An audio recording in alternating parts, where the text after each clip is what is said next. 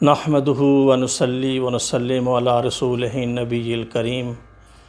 اما بعد فاعوذ باللہ من الشیطان الرجیم بسم اللہ الرحمن الرحیم ان اللہ وملائکتہ یصلون علی النبی یا ایھا الذین آمنوا صلوا علیہ وسلموا تسلیما۔ اللہ اور اس کے فرشتے نبی مکرم سرکار دو عالم صلی اللہ علیہ وآلہ وسلم پر درود بھیجتے ہیں۔ اے ایمان والو، تم بھی حضور علیہ الصلوۃ والسلام پر خوب درود و سلام بھیجا کرو۔ حضور سرکار دو عالم صلی اللہ علیہ وآلہ وسلم سے روایت مروی ہے، حضور علیہ الصلوۃ والسلام نے فرمایا، اللہ رب العزت نے ایک ایسا فرشتہ پیدا فرمایا ہے کہ جس کا ایک بازو مشرق تک اور دوسرا بازو مغرب تک پھیلا ہے، اور روئے زمین کی مخلوقات کے برابر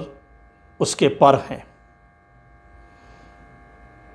اللہ رب العزت مالک و خالق ہے، ان اللہ علی کل شیء قدیر ہے، وہ ہر شے پہ قادر ہے، وہ جیسی چاہے ویسی مخلوق پیدا فرمائے۔ لیکن یہ کتنا بڑا کرم اور احسان ہے اپنے حبیب مکرم پر اور اپنے حبیب کی امت وسطیٰ پر۔ حضور نے فرمایا کہ اس کا سر عرش کے نیچے اور اس کے پاؤں 7ویں زمین کے نیچے ہیں۔ حضور نے فرمایا کہ جب میری امت میں سے کوئی مرد یا خاتون یا جوان یا بوڑھا، میرا کوئی بھی امتی جب مجھ پر درود بھیجتا ہے تو اللہ پاک اس فرشتے کو حکم دیتے ہیں کہ جو عرش کے نیچے واقع بحر نور ہے اس میں غوطہ لگاؤ۔ وہ فرشتہ اللہ کے حکم سے بحر نور عرش کے نیچے غوطہ زن ہوتا ہے، اور پھر باہر نکل کر اپنے پروں کو جھاڑتا ہے، تو اللہ کریم اس کے ہر قطرہ جو اس کے پروں سے بحر نور کی نورانیت سے جھڑتا ہے، اس کے بدلے میں ایک فرشتہ پیدا فرماتا ہے، اور ہر فرشتے کو اللہ پاک یہ حکم دیتے ہیں، اور اللہ کی حکمت سے، اس کے کرم سے اس بحر نور میں غوطہ لگائے ہوئے اس فرشتے کے پروں کے جھڑنے سے ہر پیدا ہونے والے فرشتہ جو ہے وہ حضور فرماتے ہیں کہ میرے اس امتی کے لیے جو مجھ پر درود و سلام بھیجتا ہے، آخری دن تک، یوم حساب تک، وہ بخشش کی، نجات کی، عطاؤں کی اللہ پاک کی بارگاہ میں دعا کرتا ہے۔ ناظرین محترم، درود و سلام ایک ایسی عبادت ہے کہ باقی عبادات کی کوئی گارنٹی نہیں کہ وہ اللہ پاک اپنی پاک بارگاہ میں قبول فرماتے ہیں یا نہیں، لیکن یہ عبادت حضور کی ذات اقدس پہ درود پڑھنا اور سلام بھیجنا، یہ ایسی افضل و اعلیٰ عبادت ہے کہ اللہ پاک کی بارگاہ اقدس سے یہ رد نہیں ہوتی، اور یہ کسی بھی حالت میں ہوں، اور یہ وہ ایسی عبادت ہے کہ جو ہر حالت میں مسلمان کلمہ پاک پڑھنے والا اس کو حضور کے ذات اقدس پہ پڑھ سکتا ہے۔ یہ کتنا بڑا کرم ہے کہ اگر جیسا بھی کوئی درود پاک پسند فرمائے، چاہے وہ درود ابراہیمی ہو جس سے اس کے دل کو سکون ملے، جس سے اس کو یہ پتہ چلے کہ میری روحانیت میں کس قدر اضافہ ہوا، حضور کی ذات اقدس پہ درود و سلام پڑھنا،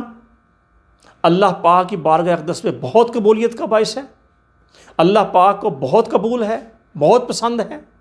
اور باقاعدہ تاکید فرمائی۔ دیکھیں جتنی بھی عبادات ہیں، کسی بھی عبادت کو اللہ پاک نے یہ نہیں فرمایا کہ میں بھی نماز پڑھتا ہوں، میرے فرشتے بھی نماز پڑھتے ہیں، میں بھی روزہ رکھتا ہوں، میرے فرشتے بھی روزہ رکھتے ہیں، میں بھی زکوٰۃ دیتا ہوں، میرے فرشتے بھی زکوٰۃ ادا کرتے ہیں، یا میں حج کرتا ہوں، میرے ملائکہ بھی۔ لیکن درود پاک کہ اپنے حبیب مکرم کے ذات اقدس پہ یہ عمل اللہ پاک کو اتنا پسند کہ خود فرمایا پہلے، پھر ملائکہ کو اپنے ساتھ ملایا، اور پھر مومن مسلمان کو یہ حکم عطا کیا کہ پہلے خود ملائکہ کو اپنے ساتھ ملا کے کہ میں اور میرے فرشتے نبی مکرم پہ صلات بھیجتے ہیں، درود بھیجتے ہیں کہ اے ایمان والو تم بھی میرے حبیب پہ خوب خوب درود و سلام بھیجا کرو۔ اب نماز میں ہم دیکھ لیں کہ نماز میں جب تک ہم السلام علیکہ ایھا النبی نہ کہیں، یہ کیا ہے؟ آقا کریم کے ذات اقدس پہ درود ہے یہ، پھر درود ابراہیمی ہے۔ جب تک ہم حضور کی ذات اقدس پہ اندرون نماز بھی جو خالصتاً فرائض العبادات ہے، اس میں بھی جب ہم حضور کی ذات اقدس پہ درود نہ بھیج لیں، سلام نہ بھیج لیں، درود نہ پڑھ لیں، جد امجد سیدنا ابراہیم علیہ السلام کی ذات اقدس پہ درود نہ پڑھ لیں، اس وقت تک ہمیں سلام پھیرنے کا حکم نہیں ہے، ہماری نماز مکمل نہیں ہے۔ ناظرین محترم، زیادہ سے زیادہ شوق سے، خلوص سے، ذوق سے اس عبادت کو سر انجام دیا کریں، اس عبادت کو کیا کریں۔ کیوں کہ یہ وہ عبادت ہے جو اللہ کو محبوب، ملائکہ کو محبوب، اولیاء کو محبوب، صالحین کو محبوب، اور ہم گناہ گاروں کو بھی یہی حکم کہ آپ بھی اس عبادت کو کرو۔ اللہ پاک زیادہ سے زیادہ سرور کونین صلی اللہ علیہ وسلم کی ذات اقدس پہ درود و سلام پڑھنے کی توفیق عطا فرمائے۔ وآخر دعوانا ان الحمدللہ رب العالمین، والصلاۃ والسلام علی امام الانبیاء و خاتم النبیین۔